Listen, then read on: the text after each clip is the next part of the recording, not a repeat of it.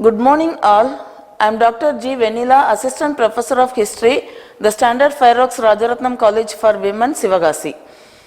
Today's topic is Rastrakutas. So now we can see about the origin of Rastrakuta dynasty. So Rastrakutas consider themselves as the descendant of Satyakis.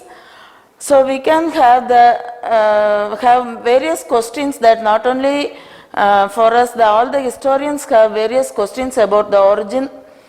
So by the evidence of Chalukya king's inscriptions, we can get some evidence about the origin. So the Chalukya's inscriptions are the very important source and very strong source about the origin of Rastrakutas.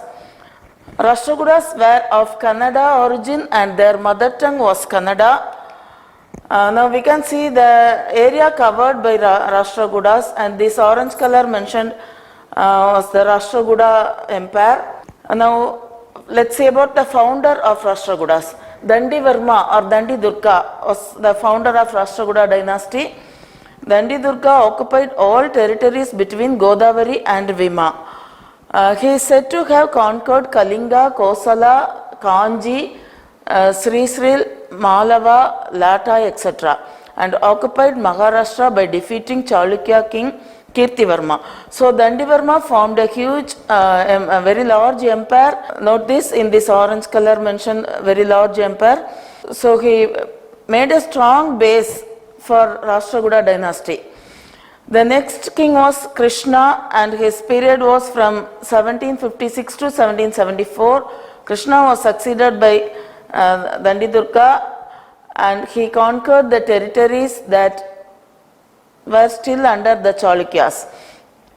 He also occupied Kongan. Krishna first also defeated Vishnu Vardhana of Vengi and the Ganga king of Mysore. He was a great patron of art and architecture. The Kailasha temple at Ellora was built by Rashtrakuta king Krishna first. The next comes Govinda II. He was the son and successor of Krishna first. His period was 774 to 780. So he did not make any much more impact in Rashtrakuta dynasty. And the next ruler was Durva. He was from 780 to 793. For 13 years he ruled. He defeated Gujara Pratihara king Vatsya Raja, the Pallava of Kanji, and Pala king Dharmapala of Bengal. So he also made some impact to extend the empire. Next comes Govinda III. His period was from 793 to 814. Durva's son and Govinda III succeeded the throne. He defeated the great Gujara king Nagabhatta II. So this was the great achievement made during his period. Pala king Dharmapala and his patriarch Charayuddha sought the help of Govinda III. His kingdom spread up to the Vindhyas and Malava in the north and the river Tungabhadra to south. So next comes Amogavarsha first. His period was from 814 to 878 AD. This was a very long period. He is a most strongest ruler, and for a long period he ruled the dynasty. The greatest king Rashtrakuta was Amarvagosha first, and he was the son of Govinda III. Amarvagosha first set up a new capital at Maunyaketa. So now it is in Karnataka state, and Broch became the best port of the kingdom during his reign. Amarvagosha first was a great patron of education and literature. He made great impact in his administration also. Amarvagosha was converted into Jainism by Jinasena and a Jaina monk.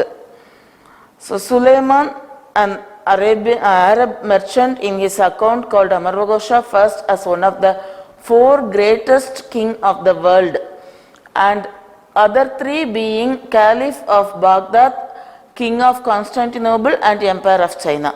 So this Suleiman the Arab merchant, he compared Amarvagosha with the international rulers, with Caliph of Baghdad, king of Constantinople, and emperor of China. Such a great ruler was Amarvagosha. So another one point we have to note it is that the merchants the visitors, that is from foreign visitors, we can get original source and original, real data. So this is a very great thing about Amarva Ghosha. So Amarva Ghosha ruled the empire for 63 years and made great impact. Next comes Krishna II. His period was 878 to 914 AD. He was the son of Amarva Ghosha and he succeeded the throne. He had no much impact. And the next was Indra III. His period was from 914 to 929. Indra III was a powerful king. He defeated and deposed Mahibala. So he also made some impact, and the next ruler was Krishna III. His period was 939 to 967, the last powerful and efficient king of Rastrakutas. He also succeeded in conquering Tanjore and Kanji. He succeeded in defeating the Tamil kings of Chola kingdom. Next was Karka. His period was 972 to 973, just 1 year he ruled Rashtrakuta. King Karka was defeated and deposed by Taila or Tailappa, the Chalukya king of Kalyani. So from this, the Rashtrakuta empire transferred to the hand of Chalukyas, and the last ruler Karaka was too weak, and because of that the Rashtrakuta empire got demolished. Next we can see about the administrative system of Rashtrakutas. Rashtrakutas divided the empire into several Rashtras, that means provinces. These Rashtras were controlled by Rastrapati. Rastrapati is the headman of these Rashtras. So this Rashtras was again divided into Vaishyas or district governors by Vaishyapati. So note down, Rashtras are controlled by Rashtrapati and Vaishyas were controlled by Vaishyapati. Subdivision was Bhukti, consisting of 50 to 70 villages under the control of Bhugapati. Under this Rashtrakuta administration, the empire was divided into Rashtras, and the Rashtras was again divided into Vaishyapati, and the Vaishyapati was again divided into Bhugapati. So Rashtras headed by Rashtrapati, Vaishyas headed by Vaishyapati, and Bhuktis headed by Bhugapati. Now we can see about the literatures. So from these literatures we can get the sources about the Rashtrakuta administration. So Rashtrakutas widely patronized Sanskrit literature. Trivikrama Bhatta, he wrote Nalachampu. Next, Halyuda composed Kavi Ragasya during the reign of Krishna III. Jinasena composed Parshva Buddhya, a biography of Parshva in verses. So I think you all remember about Jinasena. He only converted Amarva Ghosha into a Jain follower. So Jinasena wrote Adi Purana, the life story of various Jain saints. Satyana wrote Amoga Vritti, a grammar work. Vrichaya, a great mathematician of this period, wrote Ganita Saras. During the period of Rashtrakutas, the Kannada literature saw its beginning. Kaviraja Marga, composed by Amarva Ghosha, was the first poetic work in the Kannada language. So this is very important that Amarva Ghosha composed this Kaviraja Marga. Pampa was the greatest of Kannada poets, and Vikramasena Vijaya is his famous work. Shanti Purana was another great work wrote by Ponna, another famous Kannada poet. So these are all the literatures under Rashtrakutas. These literatures were very much supportive for getting the source about Rashtrakutas. Next, Rashtrakutas art and architecture. The art and architecture of Rashtrakuta can be found at Ellora and Elephanta. The most remarkable temple, Kailashanatha at Ellora, was built by Krishna, and this was also become a source for Rashtrakutas.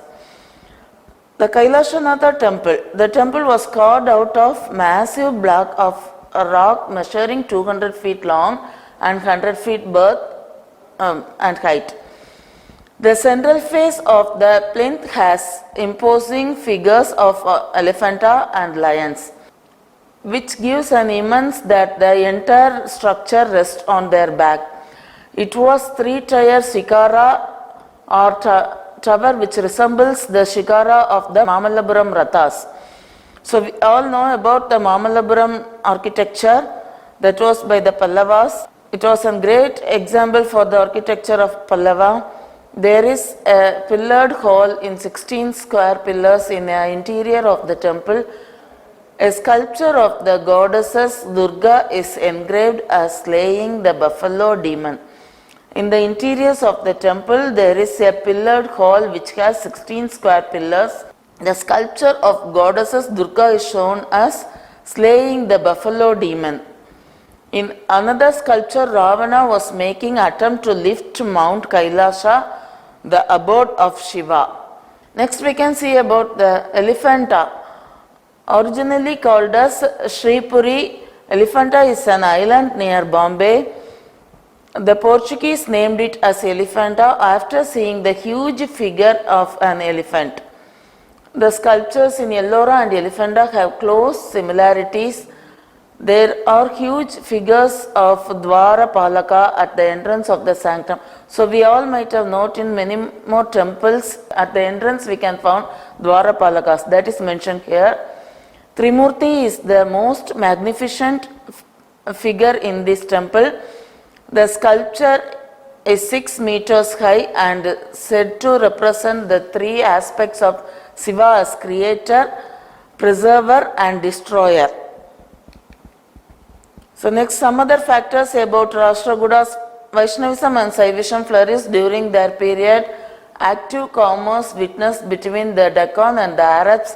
We have already seen that Arab merchant gave a comment on Amarva Ghosha. So by that we can understand Arab have trade relation with Rastrakutas. They stimulated the Arab trade by maintaining a friendship with them. These are all about Rastrakutas, and thank you. We can meet in another one video.